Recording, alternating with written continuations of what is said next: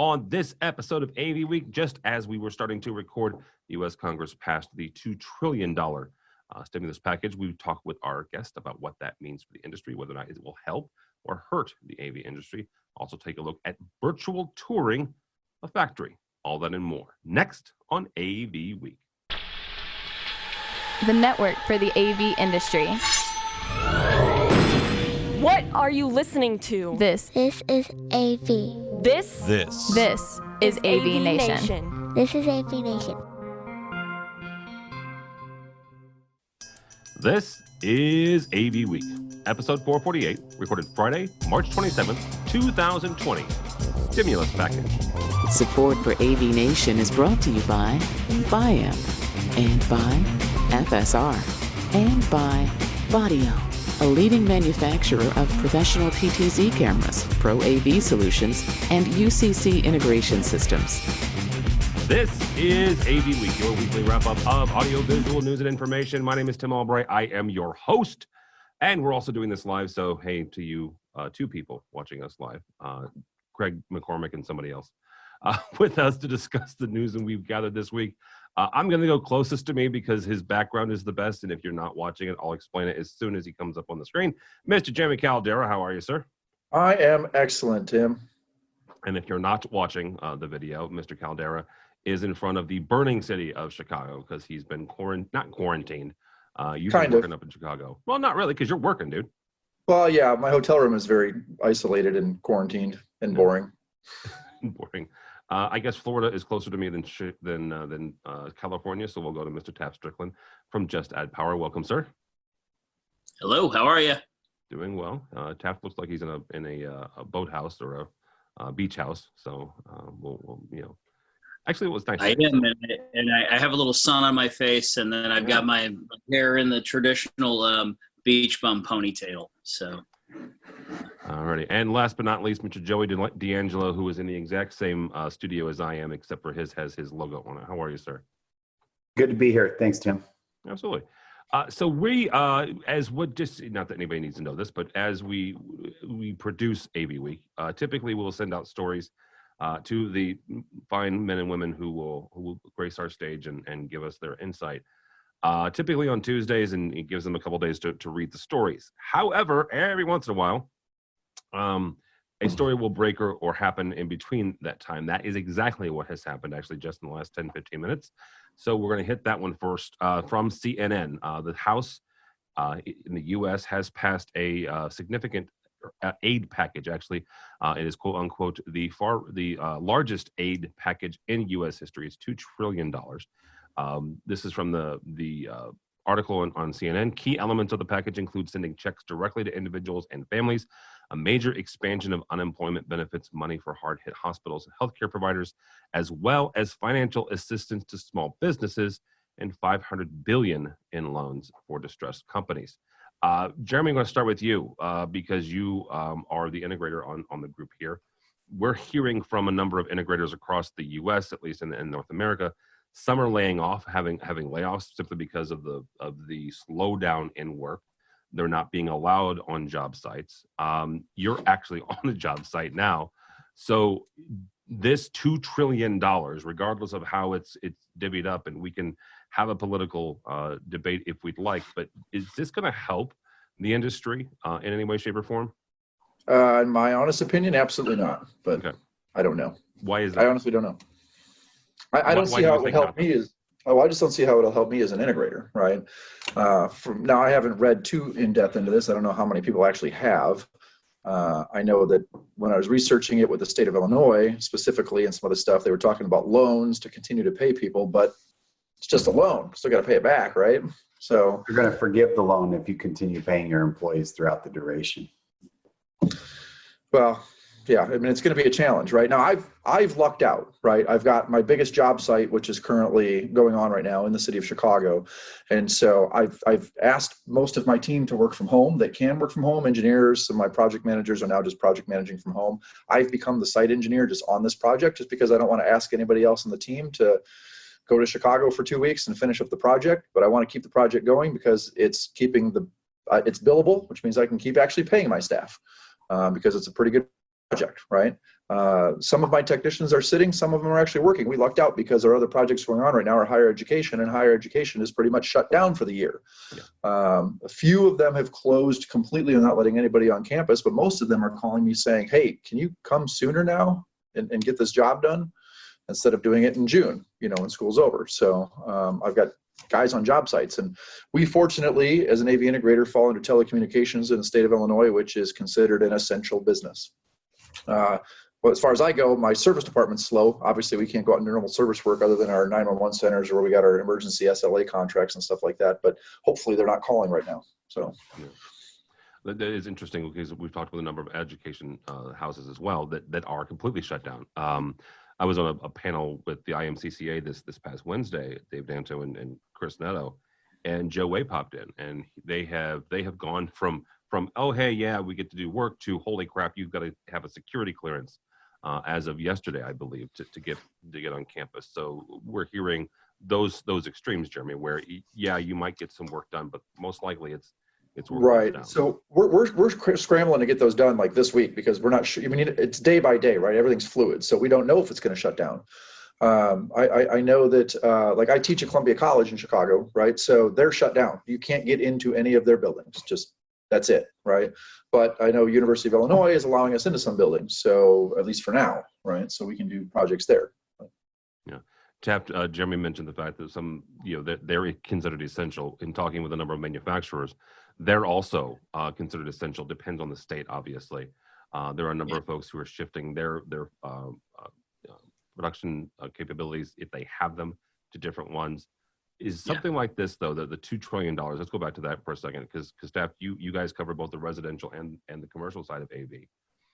How is this going to help, I guess, in the long run, and how long do you think it'll take to help? Well, I was really hoping we would have some transparency as to when this would end.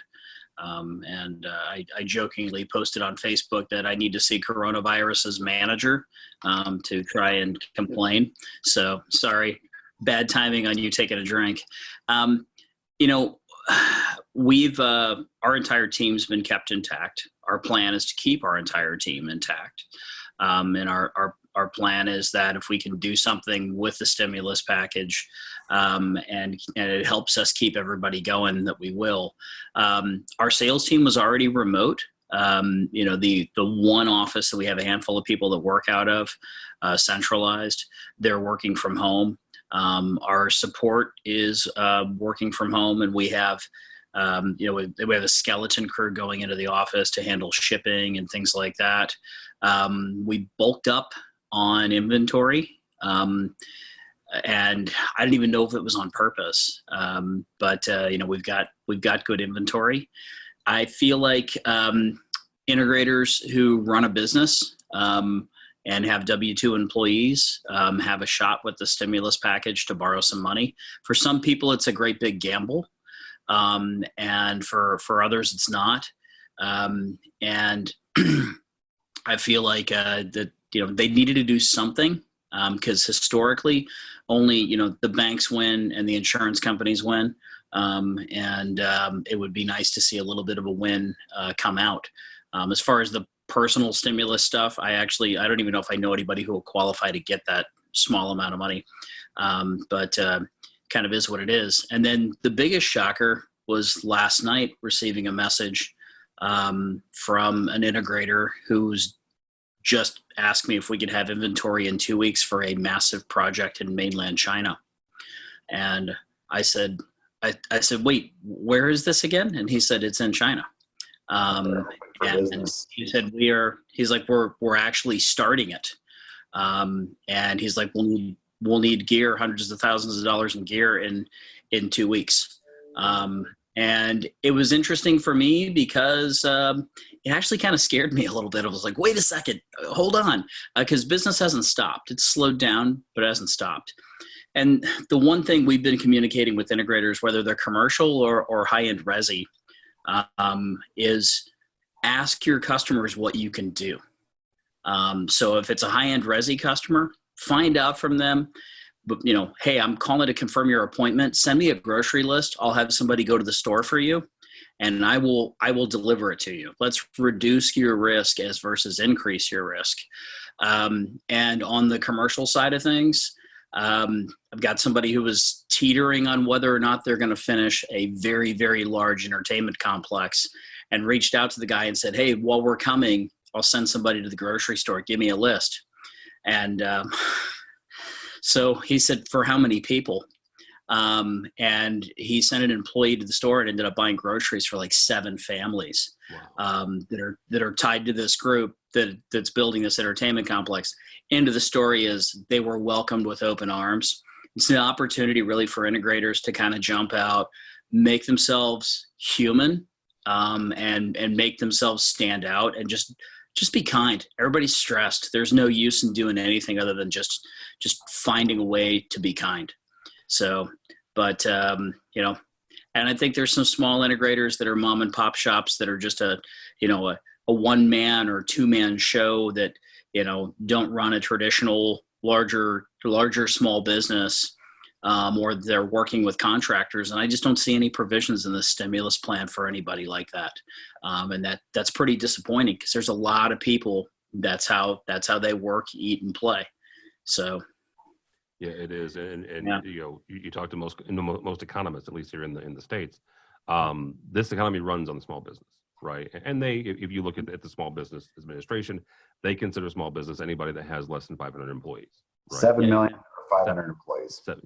It's 7 million, and it's remarkable that there are a lot of people that may not survive this.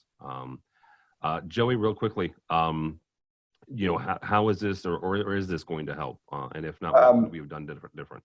Okay, well, so we've kept up to speed on what the details of this bill and this legislation entails. And the majority of the industry, our industry, is definitely less than 500 employees and 7 million in revenue. So I think that this package will help the entire industry immensely. One, no more payroll taxes. So that is a very nice little cash infusion back into the businesses. And then 2, you can take out these loans, and they're supposedly going to forgive them if you continue to pay your employees during that time. So we're paying very close attention to this. But essentially, we feel like what's happening is we're all playing a game of Monopoly, and the bankers just handing money out to everybody. And there's businesses out there that don't need the money. Like my business, we're saying, should we take advantage of this? It makes business sense to the bottom line to do it, but we're like, do we really need it? So there's a little bit of an ethical, dilemma here. But it's, at the end of the day, it's all about revenue, and if everybody else is doing that, should you? And so it's very interesting, because the legislation is very open-ended, and we kind of fear that there's going to be a lot of people that actually take advantage of it when they shouldn't. And I feel like as Americans, we need to, get up to speed on it and take advantage if we need it. If not, leave it for someone else who does. Yeah. So there's that. But at the end of the day, it's just, trillions added to our deficit, our national debt. And it's very frustrating. But the good news is that in all of the different states that we have projects going, all AV companies have been deemed essential. But what's happening is different municipalities are they're just shutting everything down, or they're letting certain things go. So it's like whack-a-mole with regards to who can keep working. But I do think that this package will work wonders to keep everybody just on pause until this passes. And if it's able to do that, and they say, okay, the cases are down, everybody go back to work, I think it's going to be like getting shot out of a cannon right back to where we were. Yeah. But that's only if the pause button works and this stimulus works. So I think it's going to be great for all the AV companies, but people are they can't take advantage of it, and we have to stay ready to go. The one thing I want to point out is something that Taft said, and one of my longest friends here in the industry, they've got a manufacturing facility, and they've got one over in in Shenzhen, China, and I was talking with him in early mid January, right around the time of the Chinese New Year, and he was saying that that was when the Chinese government was starting the shutdown, right? That was their shutdown. So Taft, if they are already kind of opening back up now, that's 2 months, right? That's January, February, March, right? Unless I'm not thinking right. I'm not saying that it's equivalent, but if that's true and that is roughly, the time frame here, then should we be looking at mid-May, end of June? Is that am I thinking adding those timelines together? Is that right? My thought is we'll be lucky. I don't think we'll have CD in September. Wow. I think when you look at the difference between us and you look at the difference between us and China, and when a communist government says stay home, it's taken a little bit differently. You stay home or you disappear. Yeah, St. Patty's Day, I went to the grocery store. Okay, I didn't feel ill. I ran out to grab some essentials for my family. Next door was an Irish pub at 2:00 in the afternoon with 350 people drinking beer in the parking lot. Now it's Florida, so it's different. It's a different mentality. IQ is tested differently and everything else here. But, and it just, to me, was like, this is crazy. And when my family got on an airplane before all the craziness really happened, we went, okay, so there's like 1 case in Florida and there's 5 cases in Portland, Oregon. Let's get on a plane and we'll go there. We'll be there for a few weeks. It's perfectly fine. Now there's 130 cases in Oregon and over 3,000 in Florida, a couple of weeks later. So I just think people didn't take it seriously. I applaud the people that have. And I think that the numbers are so far skewed as far as testing. I mean, you're talking 2 to 3 weeks to actually get test results back now. So the numbers haven't peaked. And I think we're probably locked down until maybe May, June. But I think it's probably going to be fall or later before the world starts to see some normalcy. We're not going to have an Easter miracle where we roll the rock away and he sees a shadow and we have 6 more weeks of winter. So I never pass on the joke. You just crossed the stream there. I just crossed the stream. Yeah. I think that best case, couple months, worst case, 6 months, because it might take, our open and free society a while to take the quarantine seriously. But if you've been anywhere, if you have left your home and touched anything in public, you start your 2-week clock over again. So anytime you leave your home, unless you're protecting yourself, you are introducing variables into your life. That's what's interesting, because me being up here in Chicago and actually working on a job site, I have found myself to be more conscious of just, general hygiene, but what do you actually touch throughout the day? How many times do you actually touch your face throughout the day, right? 15,000. It's crazy. Like just walking from the hotel over to here, which is across the street. I'm just like, I catch myself wanting to put my hand on the handrail of the escalator. And I'm like, oh, wait a minute. Like I shouldn't do that, right? The general awareness of that kind of stuff is the one good thing that's going to come from this whole pandemic, right? Yeah. All right, let's continue this on from our friends over at AV Network. Fulcrum Acoustics is offering virtual factory tours. From a quote from Chaz Goodman, the marketing manager of Fulcrum Acoustics, easy for me to say, quote unquote, our increasingly digital world makes it easy for us to virtually share the work we do. Fulcrum's new factory tour video allows you to get an inside look at what we do best from the comfort and safety of your home. Taft, I'm going to pick on you first on this because you are the manufacturer of the group. And actually, Taft introduced me to a fine young man named Phil, who started doing this for homes, first of all. And Phil and I have we were starting to work on doing some for ISEs and for others for booth tours. But actually, Phil and I are talking for other avenues as well. But is this going to be the future of how manufacturers introduce product, how they bring people into their space? Are we looking at a future where it's going to be digital and it'll be the rare occurrence when we're all in real space? So I think this is the future for right now.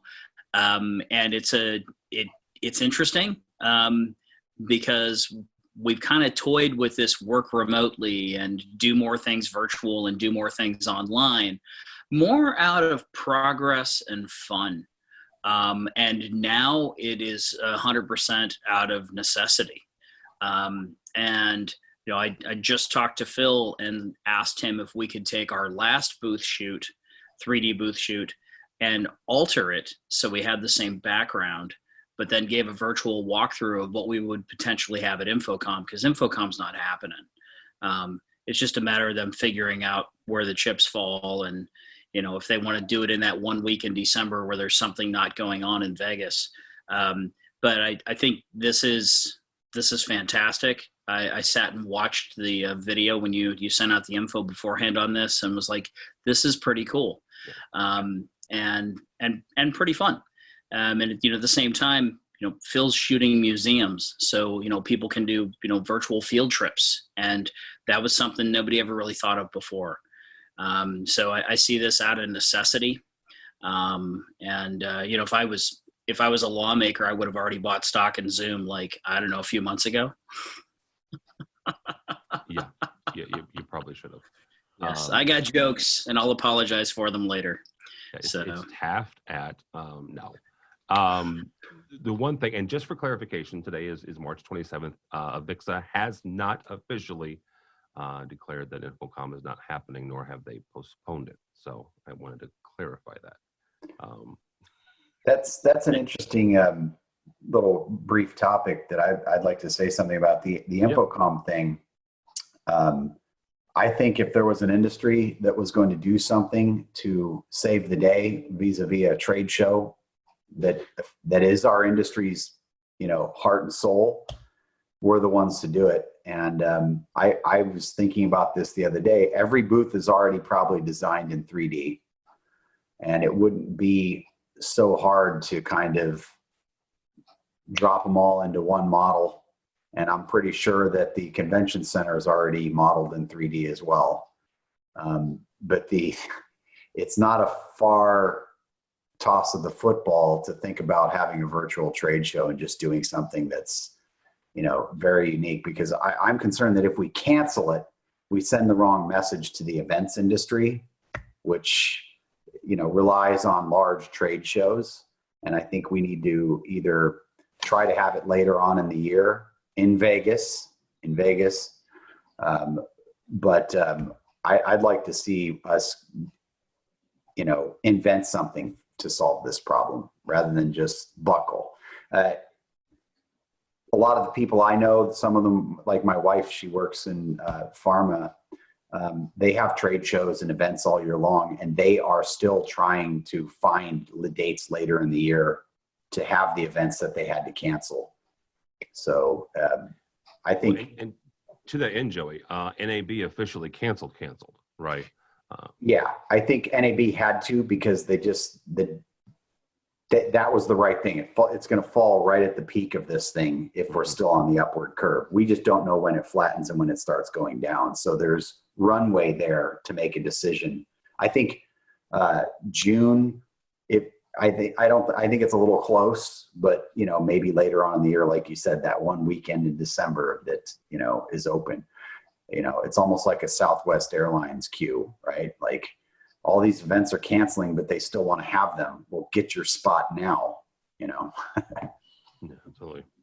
Jeremy, Jeremy, as an integrator and somebody that you've got folks that are working remote now, is something like this make sense to you, or is this somebody just playing around with VR technology? I mean, it sounds cool. I would definitely check it out. You know what I mean? I don't know to what extent that would be, and the realism of actually bringing all that together and making that happen, in a timely manner would be. I could see that being complex, just kind of knowing what goes on in the back end there. But I don't know. I've talked to people 50, that are 50-50 on this whole, is this happening in June thing or not? I don't know. The VR thing sounds cool though. I don't know. Well, and I know that there are plenty of really smart folks, people smarter than me, that are working on stuff like this. go back to Taft's friend Phil. He has done both VR as well as 3D rendering, Joey, where he's able to take those Revit files or those AutoCAD files and produce a semblance, right, of what a virtual tour would look like. And then we do it all day long. Yeah, absolutely. I think it's a whole new industry waiting to start.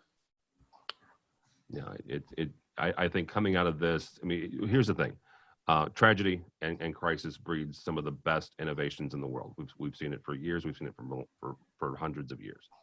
And something unique is going to come out of this, I think. And the really smart, creative people are going to be able to bring us something new and unique. So, yeah, I mean, if I go into a virtual booth and I see a new product and I like it and I click on it, it should connect me with someone at that manufacturer that says, hey, that they just give the same pitch they would on the floor of the trade show. And I think it's a package of off the shelf technologies that already exist. It's just connecting the dots. Yeah, and packaging it in a unique way that feels similar and feels natural, right? I mean, if I walk up to the AVNation booth, I click on Tim Albright. Oh God. There you are. No, it's just not. That's not. Start the trends. You can do this. Significantly less background noise too. Nobody, but see, that's the thing is nobody would ever click on me. They would click on Matt because he has better hair, and he's skinnier and he's prettier and better and all, except for he's Canadian. So Hey, it's an essential opportunity for all of us to conduct very, very important business meetings every year. And, you could theoretically still do it. I mean, we could do it on Zoom and all that, but getting to that point is way more fun when you have to walk around and find someone or something. And, but to the Fulcrum Acoustics Factory tour, to get back on that, I think it's amazing that they're doing that. When I worked briefly at a manufacturer, when we would bring people in and show them the lines of where these products were being made, it was tremendously helpful for them to realize what goes into making the products. If you can virtualize it, you can save money, you can bring more people through theoretically, increase awareness for your product. I think it's a great idea. Yeah, absolutely, you can. I had the opportunity last fall to go through the Sennheiser factory, and I've been through Shure's and through a number of others. And I'd love to see the Shure one. That would be cool. That's quite remarkable. And it's not just seeing how the products and the stuff that we deal with on a daily basis, how it starts from nothing, literally, right? Bent metal, and cases and chips and stuff like that. And seeing all the people that work in this industry that you would never know, right? These are the people that are testing your gear and putting it together, and the heart and the passion that they put into it is quite remarkable. All right, fellas, that is going to do it for us for this week. Mr. Caldera, thank you, sir. Of course, happy to be here. How do people find you or IAS? At Jeremy_Caldera on the Twitter, and IAStechnology.net is the website. All right, very good. And Mr. Taft Strickland, thank you, sir. Thank you. Pleasure being on. Excellent. You can find me at Taft at Just Add Power. You can find us at justaddpower.com. And then we're on Twitter, Facebook, and Instagram, and everything under the sun as far as social media as well. Thanks for having me on. Absolutely, dude. Absolutely. And last but not least, Mr. Joey D'Angelo, who, if you're not watching the video, is in a fighter jet. So, thank you, sir. How do people get a hold of you or DPA? DNA. Good Lord, DPA. Yeah. DNA. So, the best way to get a hold of me is just to Google Joey D'Angelo, but you can also just go to d'angeloconsultants.com. Very good. For me, for Tim Albright, don't follow me on the Twitters because literally I'm talking about nothing now. At this point in the year, I should be talking about hockey. I'm not. But go by the website if you would please, avnation.tv. That's avnation.tv. You'll find this program and a host of others. While you're there, please check out our supporters section. These are the folks who help us financially, help us bring you AVWeek and ResiWeek and a ton of other stuff. And Mr. Taft and Just Add Power is one of them. So we thank them for their support. Keep an eye on avnation.tv. Probably by Tuesday or Wednesday, you're going to see something that we've been working on feverishly for the past week or so. We're putting together a conference for folks. I believe Taft and the guys at Just Add Power are doing some education. We've got some pretty heavy hitters doing keynotes and stuff like that. So check that out if you would please. Keep an eye, and We'll give you a registration page, bring everybody together, and have some fun and some education. So happening first couple of weeks of April. So check that out if you would, please. So all that and more at AVNation.tv. That's AVNation.tv. Thanks so much for listening. Thank you so much for watching. That is all the time we have for AV Week.